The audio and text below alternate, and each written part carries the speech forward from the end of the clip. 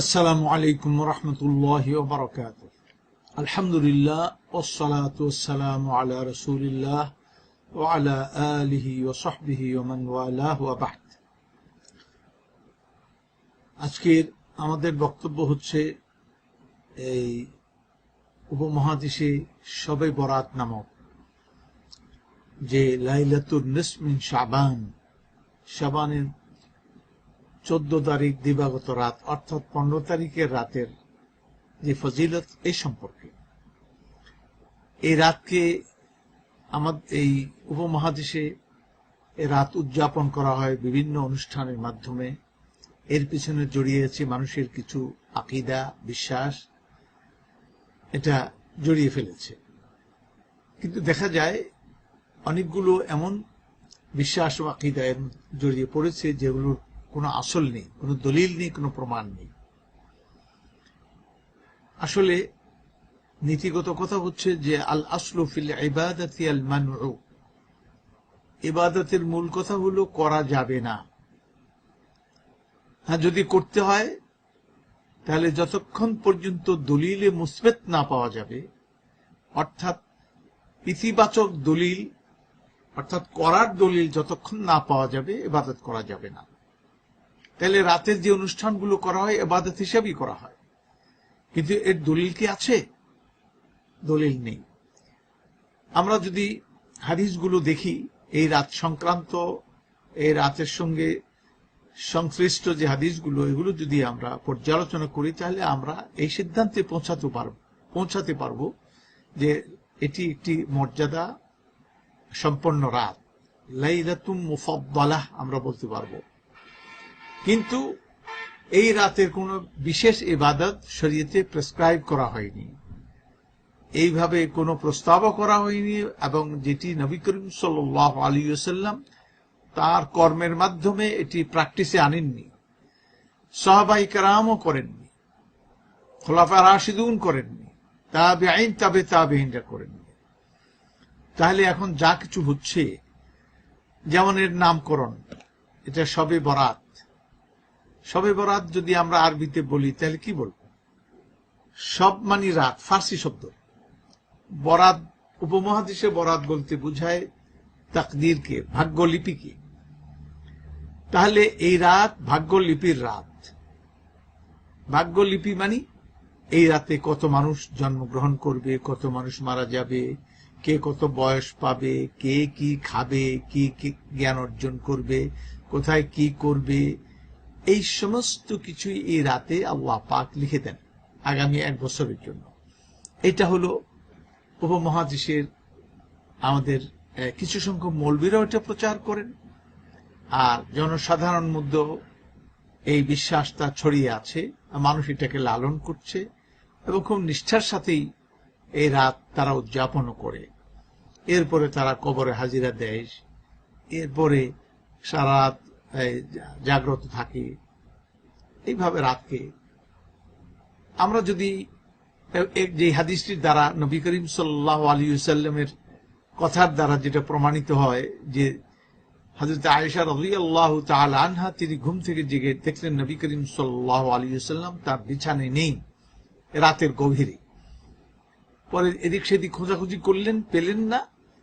পরে বাইরে গেলেন, তার খোঁজে গিয়ে দেখলেন তিনি জান্নাতুল বাকিয়া, যেটা মদিনা শরীফের কবরস্থান, সে কবরস্থানে তাকে পেলেন। হযরত আয়েশা সিদ্দিকা রাদিয়াল্লাহু তাআলা আনহাকে দেখে বললেন, তুমি জানো আয়েশা এটা কোন রাত? এটি সেই রাত যে রাতে আল্লাহর বান্দাদের এই অনেক ফজিলত সেখানে বয়ান করা হলো, এবং এই রাতে অমুক বনু কিলাবের যত বকরি আছে, তাদের এই বকরির যত পশম আছে, এই পরিমাণ আল্লাহ পাক লোকদেরকে জাহান্নামের আগুন থেকে ক্ষমা করেন, মুক্ত ঘোষণা করেন। এই রাতের অনেক ফজিলত সেখানে বয়ান করা হলো। শ্রোতা ছিলেন হযরত আয়েশা রাদিয়াল্লাহু তাআলা আনহা, বক্তা হলেন নবী করিম সাল্লাল্লাহু আলাইহি ওয়াসাল্লাম, স্থান হলো কবরস্থান। প্রশ্ন হচ্ছে এখানে যে এই ওয়াজটা তিনি কবরস্থানে করতে গেলেন কেন, তাও গভীর রাতে কেন? এটি তো রাতেই করা, এশার সময়ই বলতেন কিংবা মাগরিবের সময় বলতেন। রাত তো শুরু হয়ে গেল সূর্য নামার সাথে সাথেই, আর তখন থেকে রাতের মর্যাদা সবকিছু যদি হয়, তাহলে পরে তিনি সেখানে মোটিভেট করবেন, সাহাবায়ে কেরামকে এডুকেট করবেন, জানাবেন যে এই রাতের এই, সেটা না করে তাও অ্যাক্সিডেন্টলি এটা হযরতে সিদ্দিকা রাদিয়াল্লাহু তাআলা আনহা তিনি নবী সাল্লাল্লাহু আলাইহি ওয়াসাল্লামকে না পেয়ে তালাশ করতে গিয়ে ওইখানে উপনীত হলেন, আর সেখানে ওয়াজগুলি তিনি করলেন।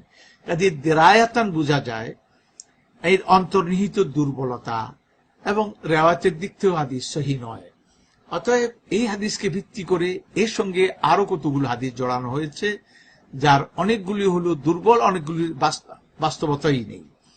তবে সবকিছু মিলিয়ে এটা প্রমাণিত হয় যে রাত্রি মর্যাদা সম্পন্ন। তো মর্যাদা সম্পন্ন হলে কি হবে? এই রাতের নিয়তি কোনো ইবাদত তো নেই, তাহলে কি করবেন? আপনারা অন্যান্য রাতে যে ইবাদত গুলো করেন সেই ইবাদত যদি রাতে করেন, যেহেতু রাত্রি মর্যাদা সম্পন্ন, সেই জন্য এই ইবাদতের গুরুত্ব হতে পারে। সেটা হলো এই রাতের নিয়তি নয়, অন্য স্বাভাবিক ইবাদত, তাহাজ্জুদ পড়লেন, কোরআন তেলাওয়াত করলেন, জিকির করলেন, ইস্তেগফার করলেন, সেগুলি অন্য রাতে আপনার যে অভ্যাস, সে অভ্যাস অনুযায়ী করলেন, শুধু এই রাতের জন্য নয়। তাহলে এটার একটা মর্যাদা অবশ্যই আল্লাহ তাআলার কাছে পাওয়া যাবে, সেটা একটা আলাদা কথা। কিন্তু এর রাত্রে কেন্দ্র করে এখন প্রশ্ন হচ্ছে, শবে বরাতের রাতে কোরআন নাজিল হয়েছিল? এটা আমাদের দেশে এই আয়াত থেকে মৌলবীরা ওয়াজ করেন।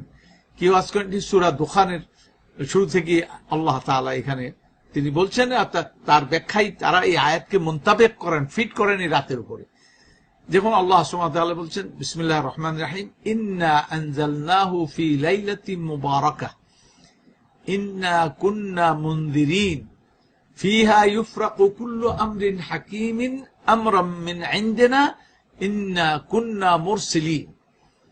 অর্থ হলো, আমি এই কোরআনকে অবতীর্ণ করেছি একটি বরকতমণ্ডিত রাতে, ফি লাইলাতিন মুবারাকাহ ইন্না কুন্না মুনযিরিন, আর আমরা হলাম সতর্ককারী। ফিহা ইউফরাকু কুল্লু আমরিন হাকিম, এই রাতে প্রাজ্ঞ গুরুত্বপূর্ণ প্রতিটি ব্যাপারে সিদ্ধান্ত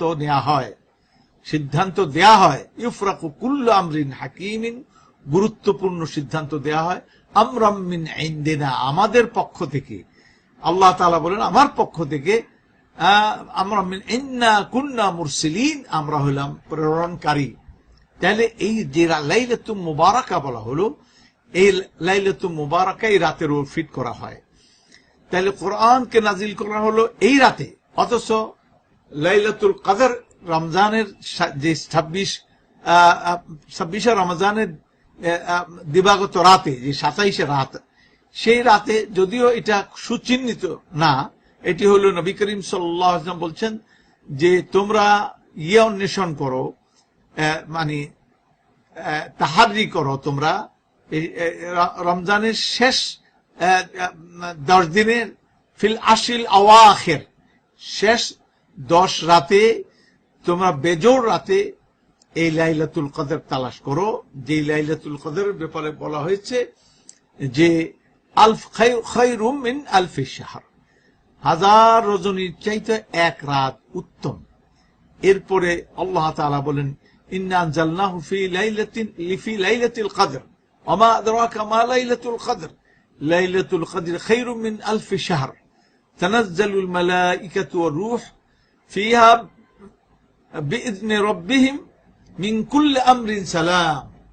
তাহলে এই যে লাইলাতুল কদর, সেই লাইলাতুল কদরে যেই আল্লাহ পাক বলেন আমি কোরআন নাজিল করলাম, এবং সেখানে তাকদীর কদর, এটা সম্মানের রাত অথবা তাকদীর সেখানে আল্লাহ লিপিবদ্ধ করেন। এগুলি হাদিস, সহিহ হাদিসের দ্বারা প্রমাণিত রাতের ব্যাপারে।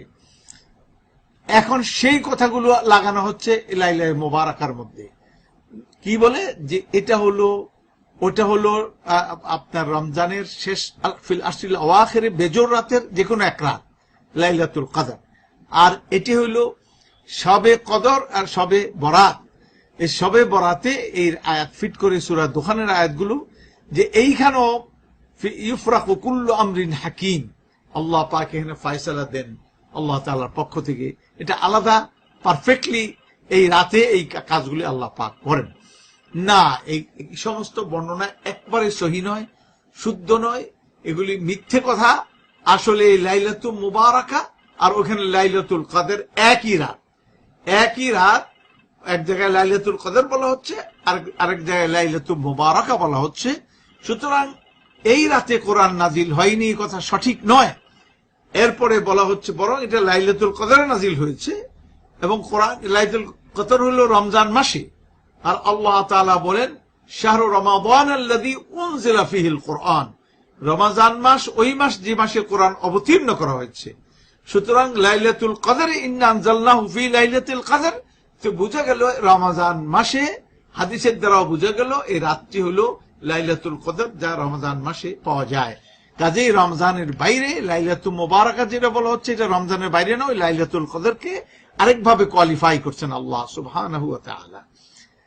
এরপরে প্রশ্ন হচ্ছে, এই রাতে কি মৃতদের আত্মা ফিরে আসে? না, এর মৃতদের আত্মা ফিরে আসে না। মনে রাখতে হবে, মানুষ যখন মারা যায় তখন কিন্তু যবনিকা পাত হয়ে যায়, এই সে ওই পারে আলমে বারজাখে চলে যায়। বারজাখ বলতে একটা পর্দা আছে, এই পর্দার ওই পারটা আলমে বারজাখ। মৃত্যুর সাথে সাথেই সে ওই পারে চলে গেল। ওই পারে চলে গেল মানে তার রূহ ওই পারে চলে গেল, যেটা কোরআন কারীমে আল্লাহ পাক এইভাবে বলেন যে মানুষ যখন অনুনয় বিনয় করতে শুরু করবে যে আমার একটু আরো সময় দেয়া হোক, আমার একটু একটু ইয়ে করার সুযোগ দেওয়া হোক, আমি লাআল্লি আ'মালু সালিহান ফীমা তারাকত কাল্লা, আর যাতে করে আমি ভালো কাজ করতে পারি যা আমি করতে পারিনি, আওয়াজ আসলো, ফয়সালা আসলো, কাল্লা, এটা কখনো হবে না।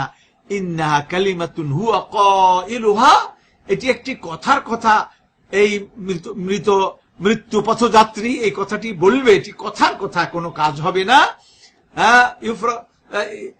ইন্নাহা কালিমাতুন হুয়া কাইলুহা ওয়া মিন ওয়ারাইহি বারযাখুন ইলা ইয়াউমি ইউবআসুন, অর্থাৎ তার পিছন দিক থেকে একটি যবনিকা পাত হতে থাকবে, পর্দা টানিয়ে দেওয়া হবে, ইলা ইয়াউমি ইউবআসুন, একবারে পুনর্জীবিত হওয়া পর্যন্ত, মানুষ পুনর্জীবিত হওয়া পর্যন্ত ওই পারেই থাকবে, এই পারে আসার কোনো সুযোগ নেই।